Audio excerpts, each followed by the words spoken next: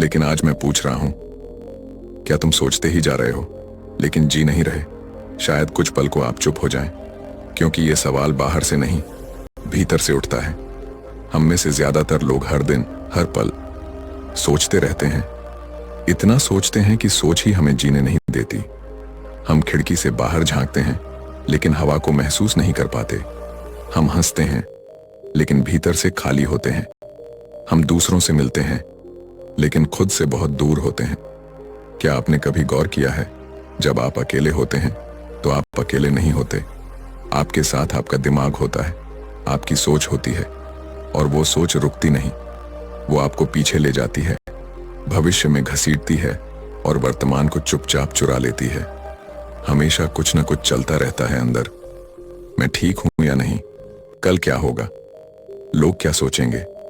मैं उस समय वैसा क्यों बोला? सुनो, क्या आपने कभी महसूस किया है कि लोग आपको तब तक महत्व नहीं देते जब तक आप खुद को महत्व नहीं देते? सच यही है, दुनिया आपको उतनी ही कीमत देती है जितनी कीमत आप खुद को देते हैं।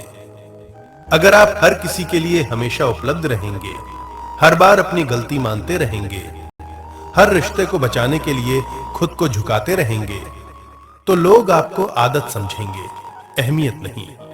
याद रखिए, जो इंसान खुद की नजरों में छोटा होता है, दुनिया भी उसे छोटा ही समझती है। गौतम बुद्ध ने कहा था, स्वयं पर विजय सबसे बड़ी विजय है। मजबूत बनना मतलब गुस्से में रहना नहीं है। मजबूत बनना मतलब है अपनी भावनाओं को नियंत्रित करना, अपनी सीमाएं तय करना, और जहां सम्मान न मिले वहां चुपचाप दूरी बना लेना। हर किसी को खुश करने की कोशिश छोड़ दीजिए, क्योंकि जो हर समय सबको खुश करना चाहता है, वह अंत में खुद सबसे ज्यादा दुखी होता है। खुद को इतना बेहतर बनाइए कि आपकी मौजूदगी लोगों के लिए सामान्य नहीं, बल्कि सम्मान की बात बन जाए।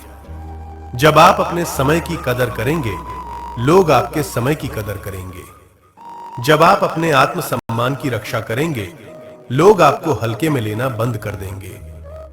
खुद को इतना मजबूत बनाइए कि लोग आपको खोने से डरें। दूसरों को बदलने की कोशिश मत कीजिए, पहले खुद को इतना ऊंचा उठाइए कि आपका स्तर ही बदल जाए। जिस दिन आपने अपनी असली कीमत समझ ली, उस दिन से दुनिया का व्यवहार अपने आप बदल जाएगा। यही असली ताकत है, यही असली आत्मसम्मान है, और यही जीवन की सच्ची जीत है। सही समय पर बुद्धि काम नहीं करती तो क्या करे? इसी सवाल को लेकर एक व्यक्ति गौतम बुद्धा के पास आया और बोला, हे महात्मा, मेरी बुद्धि वैसे तो बहुत अच्छे से काम करती है और मुझे सारी बातें भी याद रहती है, परंतु जब भी मुझसे कोई प्रश्न पूछता है तो उस समय में मेरी बुद्धि काम नहीं करती, चाहे मैं कितना भी प्रयास क्यों न कर लूं। हे महात्मा, कृपया इसके कोई उपाय बताइए जिससे मेरी बुद्धि पूछे हुए प्रश्न का सही समय पर उत्तर दे पाए। इस पर बुद्धा बोले, ठीक है, तो ध्यान से सुनो। अगर तुम्हें अपनी बुद्धि को पहले से ज्यादा तेज करना है तो इसका ये एक उपाय है कि तुम जब भी रात को सोने के लिए जाओ, तब तुम सोने से पहले अपने दिन भर कौन से कार्य किए, कितने लोगों से मिले, उनसे क्या बातें की, इन सभी चीजों को तुम्हें अगले 30 दिनों के लिए रोज रात को याद करके सोना होगा। और जब तुम्हारी बुद्धि रोज किए। गौतम बुद्ध कहते हैं, दुनिया नहीं जानती कि हम सभी का अंत यहीं पर होना है, लेकिन जो लोग इस सत्य को जानते हैं, उनके सारे झगड़े एक ही बार में खत्म हो जाते हैं। नमो बुद्धाय। एक दिन भगवान बुद्ध अपने शिष्यों के साथ बैठे थे। तभी एक शिष्य ने हाथ जोड़कर पूछा, भगवान, जीवन में कब और कहां हमें चुप रहना चाहिए? भगवान बुद्ध मुस्कुराए और बोले, हे भिक्षु, चुप रहना भी एक कला है। हर जगह बोलना बुद्धिमानी नहीं होती। जहां शब्द अनर्थ कर सकते हैं, वहां मौन ही सबसे बड़ा रक्षक है। मैं तुम्हें बताता हूं किन अवसरों पर मौन रहना चाहिए। पहला, जब क्रोध आए, जब मन क्रोध से भर जाए, वाणी कड़वी होने लगे, उस समय कुछ न बोलो, क्योंकि गुस्से में निकला हर शब्द तीर बनकर दिल को घायल कर देता है। बुद्ध कहते हैं, क्रोध के समय मौन रहो, वही सबसे बड़ी जीत है। दूसरा, अज्ञानी के सामने, जहां सामने वाला तर्क सुनने को तैयार न हो, जहां बुद्धि के बदले अहंकार बोलता हो, वहां चुप रहना ही अच्छा है। बुद्ध बोले, मूर्ख से वाद विवाद करना अंधे को रंग समझाने जैसा है। तीसरा, अपमान के समय जब कोई अपशब्द कहे या तिरस्कार करे तब मौन रहना चाहिए, क्योंकि सामने वाला अपने कर्म का फल पाएगा। बुद्ध ने कहा, जो अपमान सहकर भी शांत रहे वो सच्चा वीर है। चौथा, किसी का भेद न खोलने के लिए जहां कोई गुप्त बात बताई जाए या किसी की निजता हो, वहां वाणी को रोकना ही सच्ची मित्रता है। बुद्ध कहते हैं, जिसे मौन रखना आता है वही विश्वास का पात्र है। पांचवां, अनजाने विषय पर जिस बात का ज्ञान न हो उस पर बोलना मूर्खता है। बुद्ध बोले, जहां ज्ञान न हो वहां मौन रहो, वही सच्चा ज्ञान है। छठा, विवाद की स्थिति में जहां बात बात पर झगड़ा बढ़ने लगे, जहां वाद विवाद का कोई अंत न हो, वहां चुप रहना ही सबसे समझदारी है। बुद्ध कहते हैं, जहां शब्द शांति छीन ले वहां मौन सुख देता है।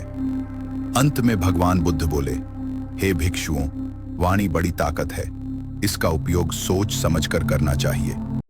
मौन वह ढाल है जो जीवन को अनर्थ से बचाता है। जहां जहां वाणी दुख दे सकती है वहां वहां मौन ही सबसे बड़ा धर्म है। सभी शिष्य इस उपदेश को सुनकर गदगद हो उठे और प्रण किया कि जीवन में उचित स्थान पर मौन धारण करेंगे। बुद्धम शरणम गच्छ। एक बार एक व्यक्ति गौतम बुद्ध के पास गया और पूछा कि मन को नियंत्रित करने का पहला चरण क्या है। बुद्ध कहते हैं, अपने मन को समझने का पहला चरण है इसके द्वारा दिए गए लालच की व्यर्थता को देखना, क्योंकि जब मन अशांत होता है तो कई तरह के लालच देता है। जिसने मन द्वारा दिए इन लालचों को पहचान लिया उसने मन को समझ लिया। फिर व्यक्ति बुद्ध से पूछता है, लेकिन हमें यह कैसे पता चलेगा हमारा मन हमें लालच दे रहा है और वह लालच व्यर्थ है। इसका जवाब देते हुए बुद्ध कहते हैं, अनुभव से मनुष्य मन के लालच से जिस कार्य को अतिपूर्वक करता है उसमें उसे हानि ही होती है और हानि के बाद ही उसे अनुभव भी होता है। जैसे जिसने वास्तव में यह देख लिया कि नशा करना केवल दुख है, वह नशा मुक्त होना शुरू कर देगा। जिसने जान लिया कि ईर्ष्या से खुद का नाश होता है, वह ईर्ष्या से मुक्त हो जाएगा। मन को समझने का यही पहला चरण है। नमो बुद्ध। जब भगवान बुद्ध का अंतिम समय निकट आ चुका था, तब वे अपने प्रिय शिष्य आनंद के साथ यात्रा कर रहे थे। उस समय बुद्ध के पेट में अचानक तेज पीड़ा उठी। दर्द बहुत असहनीय था, फिर भी उनके चेहरे पर शांति बनी हुई थी। बुद्ध ने आनंद से कहा, आनंद, मुझे नदी से थोड़ा पानी ला दो। आनंद तुरंत नदी की ओर गए, लेकिन जब वे वहां पहुंचे तो देखा कि नदी का पानी मटमैला और गंदा था। आनंद सोच में पड़ गए, मैं अपने गुरु को ऐसा अशुद्ध पानी कैसे पिला सकता। वे बिना पानी लिए ही वापस लौट आए और बुद्ध को सच्चाई बता दी। कुछ देर बाद बुद्ध ने फिर शांत स्वर में कहा, आनंद, उसी नदी से पानी लेकर आओ। आनंद को आश्चर्य हुआ, फिर भी वे आज्ञा मानकर दोबारा नदी पर गए। इस बार जो उन्होंने देखा वह चमत्कार से कम नहीं था। नदी का पानी बिल्कुल साफ, शांत और निर्मल था। आनंद उस क्षण समझ गए कि यह साधारण घटना नहीं है। वे स्वच्छ पानी लेकर बुद्ध के पास आए, लेकिन उनके मन में एक प्रश्न उठ रहा था। आनंद ने विनम्रता से पूछा, भगवान, आपके पेट में इतना दर्द क्यों हो रहा है? तब बुद्ध ने उत्तर दिया, आनंद, मेरे एक गृहस्थ शिष्य थे जिनका नाम चुंद था। उन्होंने आग्रह पूर्वक मुझे मशरूम की सब्जी भोजन में दी थी। उस भोजन के बाद ही यह पीड़ा शुरू हुई। आनंद का हृदय व्याकुल हो उठा। उन्होंने पूछा, भगवान, जब आपको कष्ट हो रहा था तब आपने वह भोजन क्यों स्वीकार किया? बुद्ध के चेहरे पर करुण मुस्कान आई। उन्होंने कहा, आनंद, मेरे पूरे जीवन में केवल 2 भोजन ऐसे थे जो मुझे सबसे अधिक प्रिय लगे। पहला, वह भोजन जो मैंने परम ज्ञान प्राप्त करने से पहले किया था, और दूसरा, यह भोजन जो मैंने चंद के यहाँ की, क्योंकि यही मेरा अंतिम भोजन है। यह कहकर बुद्ध ने यह भी सिखाया कि चंद को कभी दोष न दिया जाए, क्योंकि उनका भाव शुद्ध था, सेवा सच्ची थी। बुद्ध का अंतिम संदेश यही था, जीवन की हर घटना में दोष नहीं, करुणा खोजो। हर अंत भी बुद्ध के पावन हाथों से यदि ये विधि होगी तो धन्य हो जाएंगे हम। महाराज, बुद्ध आ गए। एक विनती है आपसे। कहिए राजन। पिछले कई दिनों से मेरे स्वप्न में मेरे पिताश्री आ रहे हैं। मैंने ब्राह्मणों से भी इसका अर्थ पूछा तो उनका कहना था कि तुम्हारे पिताश्री को शांति नहीं मिली, उनके लिए पूजा करनी हो, यज्ञ संपन्न करना होगा। आप तो परम ज्ञान का स्वरूप है, तो विनती है आपसे कि पूजा विधि आप ही के हाथों से हो। जो मेरे पिताश्री तक पहुंचे उन्हें मुक्ति मिले, जीवन मरण के इस चक्र से वो मोक्ष पाले। अवश्य राजन, आप मिट्टी के 2 घड़े मंगवाइए, एक में घी भरवाइए और एक घड़े में कंकड़ पत्थर भरवाइए, और उन दोनों घड़ों के मुंह कपड़े से बंधवा दीजिए और उन्हें लेकर नदी के तट पर आइए। मैं वहीं आपकी प्रतीक्षा करूंगा। मैं भी उसका प्रबंध करता हूँ महाराज।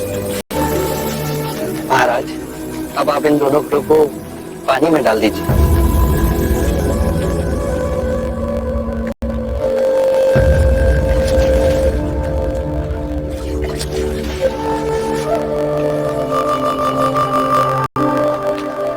महाराज, अब इन दोनों घड़ों को आप तोड़ दीजिए।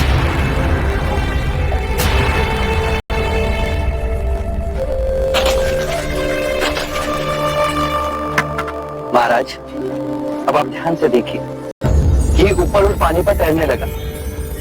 अब बताइए, मेरे या किसी और के पूजा पाठ करने से क्या ये घी नीचे बैठ सकता है? असंभव, ये तो घी का स्वभाव ही नहीं। सत्य कहा आपने। उसी प्रकार किसी भी पूजा पाठ, विधि विधान, कर्म कांड के द्वारा पानी के अंदर डूबे हुए कंकड़ पत्थर क्या ऊपर आ तैर सकते हैं? नहीं पुत्र, ये तो प्रकृति के नियम के विरुद्ध है। तो हम प्रकृति से भिन्न कैसे हो? हम भी तो प्रकृति का ही रूप है। सत्य कहा। बुद्ध कहते हैं, जिस दिन तुमने अपनी कमजोरी दुनिया को दिखा दी, उसी दिन लोग तुम्हारी ताकत को भूल जाएंगे। जीवन में हर इंसान के भीतर कुछ न कुछ कमजोरी होती है, डर, असफलता, दुख या अधूरापन। लेकिन जो बुद्धिमान होता है वह अपनी कमजोरी को दुनिया के सामने नहीं लाता, बल्कि उसे अपनी सबसे बड़ी ताकत में बदल देता है। एक बार एक भिक्षु बुद्ध के पास आया और बोला, भगवान, लोग मेरी बातों का मजाक उड़ाते हैं, मुझे गंभीरता से नहीं लेते। बुद्ध मुस्कुराए और बोले, क्या तुमने कभी उन्हें अपनी कमजोरी दिखाई है? भिक्षु बोला, हां, मैंने बताया कि मैं असुरक्षित महसूस करता हूं, मैं कमजोर हूं। बुद्ध बोले, यही गलती हुई। संसार उस पेड़ की तरह है जो तूफान में झुकते हुए डालों को तोड़ देता है, लेकिन जो दृढ़ खड़ा रहता है उसे सम्मान देता है। बुद्ध ने कहा, दुनिया को यह दिखाओ कि तुम संघर्ष कर रहे हो, लेकिन कभी यह मत दिखाओ कि तुम टूट चुके हो, क्योंकि लोग तुम्हारी कमजोरी का सहारा नहीं बनेंगे, बल्कि उसी का इस्तेमाल तुम्हें और गिराने में करेंगे। उन्होंने आगे कहा, अपनी कमजोरी को भीतर रखो और उस पर काम करो। जिस दिन तुम अपनी कमजोरियों को समझकर उन्हें सुधार लोगे, उसी दिन तुम्हारे पास ऐसी ताकत होगी जिसे कोई नहीं तोड़ पाएगा। भिक्षु ने पूछा, लेकिन प्रभु, क्या अपनी कमजोरी छिपाना झूठ नहीं है? बुद्ध बोले, नहीं, यह आत्मसंयम है। झूठ वह होता है जब तुम किसी और को धोखा देते हो, पर जब तुम अपनी कमजोरी पर काम करते हुए उसे भीतर रखते हो तो यह तुम्हारे आत्मबल का प्रमाण है। बुद्ध ने कहा, यदि तुम चाहते हो कि दुनिया तुम्हारा सम्मान करे, तो पहले खुद को ऐसा बनाओ कि सम्मान का पात्र बनो। कमजोरी दिखाने से सहानुभूति मिल सकती है, पर सम्मान केवल शक्ति से मिलता है। इसीलिए बुद्ध कहते हैं, कमजोर दिखने से बेहतर है मौन रहकर मजबूत बनना। लोगों को तुम्हारा परिणाम दिखाओ, कारण नहीं। जो व्यक्ति अपनी कमजोरी छिपाकर उसे सुधारने में लग जाता है, वही व्यक्ति एक दिन दुनिया के सामने विजेता बनकर खड़ा होता है। बुद्धम शरणम गच्छामि।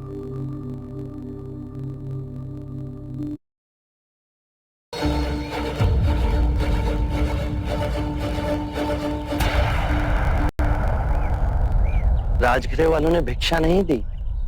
गुरुवर, हम यहाँ से किसी और स्थान पर नहीं जा सकते? अवश्य जा सकते हैं, पर जो तुम्हें यहाँ अशांत कर रहा है वो किसी दूसरे स्थान पर भी अशांत करेगा। नहीं गुरुवर, यहाँ के लोग हमारा अपमान करते हैं, हमारा उपहास करते हैं, ताने मारते हैं। और तुम्हें क्रोध आता है। यदि यही लोग तुम्हारे पथ पर फूलों की पंखुड़ियां बिछाएंगे तो तुम्हें प्रसन्नता होगी। अर्थात तुमने अपनी शांति की कुंजी को दूसरों के हाथों में सौंप दी है। बाहर की बात तुम्हें विचलित भी कर सकती है और तुम्हें प्रसन्न भी कर सकती है।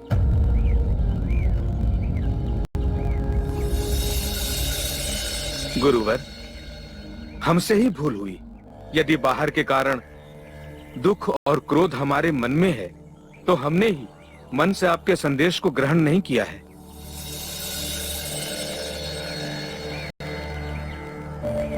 मन में यदि प्रतिशोध का भाव आया तो ये समझना कि तुम अभी परम सत्य से बहुत दूर हो।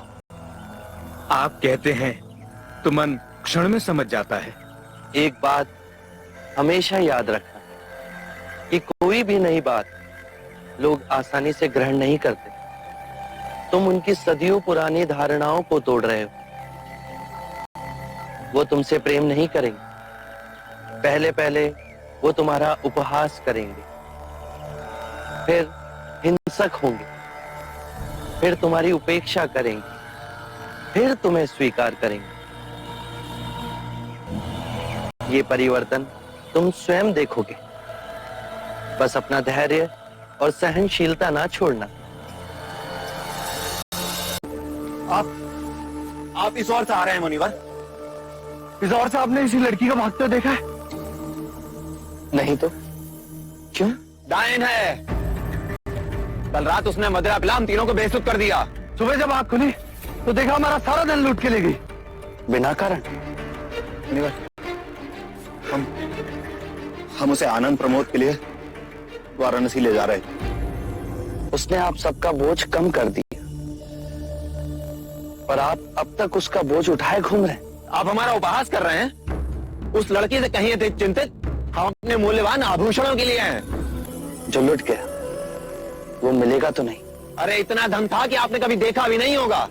कि उस नारे के पीछे हम मतवाले हो गए। उसके सौंदर्य ने हमें लूट लिया, अन्यथा ऐसा कदापि ना होता। तो आप सबको अब भी लूट रही है। धन उसने तुम्हारे बीते काल में चुराया, पर वो तुम्हारा वर्तमान भी लूट रही है। लड़की इस समय तुम्हारे लिए इतनी व्यथित है जितने कि तुम इस समय उसके लिए व्यथित हो। भला वो क्यों व्यथित होगी? तो फिर आप क्यों व्यथित हो रहे हो? जो लुटा वो भूतकाल में लुटा। उसे पकड़कर जो दंड दोगे वो भविष्य काल में होगा। तुम्हारा वर्तमान अभी इसी क्षण तुम्हारे साथ है। भूतकाल का बोझा उठा उस भविष्य को बदलने का प्रयत्न कर रहे हो जो अनिश्चित है, और खो रहे हो अपना वर्तमान। बात तो ये सच है। यदि हम इसी क्षण में जिए तो तुम स्वयं को खोज सकोगे, ये समझ सकोगे कि जो तुम्हें दुख दे रहा है वो क्या है। क्या आप अपने आप को जान पाए? और अपने आप को जानने से क्या होगा? अपनी ये बांसुरी दो मित्र।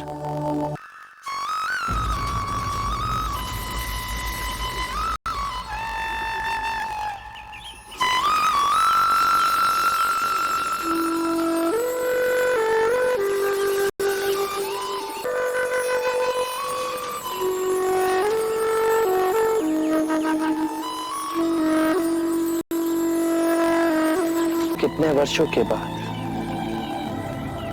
मैंने बांसुरी को अपने होठों से लगाया है। इससे अधिक सुरीला हो गया हूं। मैंने जान लिया है स्वयं को। यदि तुम बांसुरी मधुर बजाना चाहते हो तो बांसुरी पर इतना ध्यान केंद्रित मत करना जितना अपने वास्तविक सार को पहचानने पर। मैं स्वयं को खोजूंगा। क्या आप मुझे अपना शिष्य स्वीकार करें? पर मैं तुम्हारा अहंकार लूट लूंगा। गौतम बुद्ध का एक शिष्य बार बार शिकायत करता, मेरी कोई मदद नहीं करता, कोई मेरे डाउट्स क्लियर नहीं करता। गौतम बुद्ध मुस्कुराए और बोले, अप्रदीपो भव, स्वयं अपना दीपक बनो। उन्होंने समझाया, जिस तरह कीचड़ में कमल खिलता है वैसे ही इंसान को अपनी ताकत भीतर खोजनी पड़ती है। यही आत्मनिर्भरता है। मन की क्लैरिटी तुम्हें कोई और नहीं दे सकता। अगर तुम हमेशा दूसरों पर निर्भर रहोगे तो बस एवरेज रह जाओगे, लेकिन अगर तुम खुद पर भरोसा रखोगे, गिरते उगते आगे बढ़ते रहोगे तो एक दिन जरूर सफल बनोगे। याद रखो, भीड़ आपको डायरेक्शन नहीं देती बल्कि आपको कंफ्यूज करती है और और फॉलो करना सिखाती है। इसलिए भीड़ की नकल मत करो, अपनी यूनिक स्किल्स बनाओ। लोग आज हंसेंगे लेकिन कल वही तुम्हारी बातें करेंगे। इसलिए अपना उद्देश्य खुद चुनो और पूरी ऊर्जा इसमें लगा दो। याद रखो, कोई प्रयास खाली नहीं जाता। बुद्ध कहते हैं कि जीवन में सफल होना है तो इन 5 बातों को दिमाग से निकाल दे। नंबर 1, मुझसे नहीं होगा। नंबर 2, लोग क्या कहेंगे। नंबर 3, मेरा मूड नहीं है। नंबर 4, मेरी किस्मत खराब है। नंबर 5, मेरे पास समय नहीं है। किसी भी बात पर सहजता से विश्वास मत करना, चाहे वो मेरे ही कहे हुए वचन ही क्यों ना हो, जब तक वो तुम्हारे विवेक और तुम्हारी व्यवहारिक बुद्धि से मेल ना खाए। एक समय की बात है, भगवान बुद्ध अपने शिष्यों के साथ एक गांव में उपदेश दे रहे थे। उसी दौरान एक व्यक्ति ने प्रश्न किया, भगवान, मन का भय कैसे दूर करें? बुद्ध मुस्कुराए और बोले, कल सुबह नदी के किनारे मिलो, मैं तुम्हें उत्तर दूंगा। अगली सुबह वह व्यक्ति नदी किनारे पहुंचा। बुद्ध ने उसे एक कटोरा दिया और कहा, इस कटोरे को पानी से भरकर लाओ, लेकिन ध्यान रखना, पानी छलके नहीं। वह व्यक्ति बहुत सावधानी से कटोरे को भरकर लाया। बुद्ध ने मुस्कुराते हुए पूछा, जब तुम पानी भर रहे थे तब तुम्हें कोई डर लगा? व्यक्ति ने उत्तर दिया, नहीं, मेरा पूरा ध्यान पानी को छलकने से बचाने में था, इसलिए मुझे किसी डर का अनुभव नहीं हुआ। बुद्ध ने समझाया, जिस प्रकार तुम्हारा ध्यान कटोरे में था और तुम्हें डर नहीं लगा, उसी प्रकार यदि तुम अपने मन को सकारात्मक विचारों, अच्छे कार्यों और ध्यान में लगाओगे तो भय स्वतः ही दूर हो जाएगा। एक समय की बात है, बुद्ध के पास एक युवा भिक्षु आया जो बहुत ही बेचैन और परेशान था। वह बार बार अपने साथियों के साथ झगड़ता था और हमेशा दूसरों की कमियों पर ध्यान देता था। उसने बुद्ध से कहा, भगवान, मैं बहुत परेशान हूं, मैं अकेले रहने से डरता हूं, लेकिन जब भी मैं दूसरों के साथ होता हूं तो झगड़े और विवाद बढ़ जाते हैं, मैं क्या करूं? बुद्ध ने युवा भिक्षु से कहा, जब हम दूसरों के साथ होते हैं तो हमारा मन अक्सर बाहरी चीजों में उलझ जाता है, लेकिन जब हम अकेले होते हैं तो हमें अपने भीतर झांकने का मौका मिलता है। हमें अपने मन को समझने का, उसे सुधारने का और सच्ची शांति तथा संतोष का अनुभव करने का अवसर मिलता है। युवा भिक्षु ने यह सुनकर अपनी बेचैनी को शांत किया और अकेले रहने की महत्ता को समझा। उसने अकेले बैठकर ध्यान किया और धीरे धीरे अपने मन की शांति को पाया। नमो बुद्धाय। एक स्त्री अपने क्रोध के कारण बहुत परेशान थी। लोग उससे बात करने में भी घबराते थे। जब उसका क्रोध शांत होता तो उसे बड़ा पछतावा होता था। एक दिन भगवान बुद्ध उस स्त्री के घर आए। स्त्री ने बुद्ध से कहा, तथागत, मैं अपने क्रोध पर काबू न कर पाने के कारण बहुत ही दुखी हूँ। तथागत ने कहा, मेरे पास गुस्से को दूर करने की बहुत अच्छी दवा है। बुद्ध ने एक शीशी में दवा देते हुए स्त्री से कहा, इस दवा को इसी शीशी को मुंह में लगाकर उस समय तक दवा पीती रहना जब तक कि क्रोध दूर न हो जाए। इतना कहकर बुद्ध चले गए। जैसे ही उसे क्रोध आता तो वह शीशी को अपने मुंह में लगा लेती। कुछ दिन बाद जब बुद्ध आए तो स्त्री उनके पैरों में गिर पड़ी। बोली, तथागत, आपने मुझे बचा लिया। ऐसी शर्तियां दवा दी कि मेरा क्रोध जाने कहां गया। बुद्ध ने हंसकर कहा, पगली, शीशी में कुछ नहीं था, पानी था। शीशी के मुंह में आ जाने से तुम बोल नहीं सकती थी, और गुस्सा दूर करने की शर्तियां दवा मुंह बंद कर लेना ही है। नमो बुद्धाय।